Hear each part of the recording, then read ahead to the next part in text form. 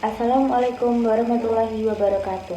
Perkenalkan, nama saya Alivia Sosya Rahmawati dengan NIM P272420241110. Di sini saya akan menjelaskan mengenai larutan. Apa itu larutan? Larutan didefinisikan sebagai campuran homogen antara dua atau lebih zat yang terdispersi baik sebagai molekul atau maupun ion yang komposisinya dapat bervariasi. Larutan dapat berupa gas, cairan, maupun padatan. Apa saja komponen larutan? Komponen larutan terdiri dari solvent dan solut. Solvent adalah zat yang digunakan sebagai media untuk melarutkan zat lain. Jumlahnya biasanya lebih banyak dan strukturnya tidak berubah dalam larutan.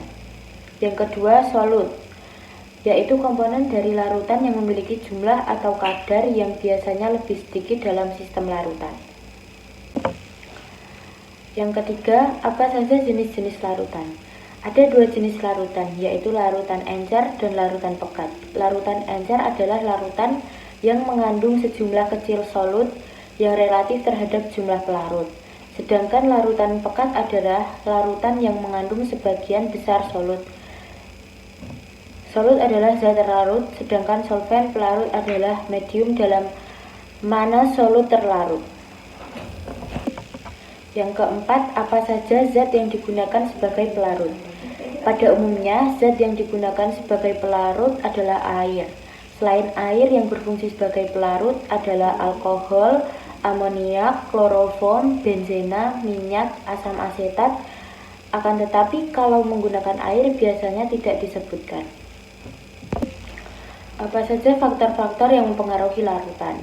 Faktor-faktor yang mempengaruhi larutan yaitu temperatur, sifat pelarut, efek ion berlainan, pH, hidrolisis, pengaruh kompleks, dan lain-lain. Apa saja contoh larutan? Ada beberapa contoh larutan, yaitu larutan sirup, larutan air garam, larutan air laut, larutan gula, larutan cat, larutan asam basa, hingga larutan etanol.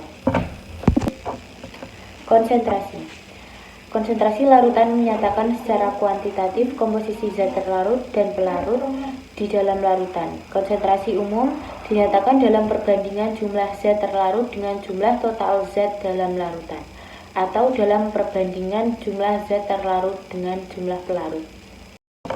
Yang terakhir ada lanjutan konsentrasi, yaitu terdapat beberapa contoh satuan konsentrasi, yaitu fraksi mol, molaritas, normalitas, ppm, serta ditambah dengan persen massa dan persen volume.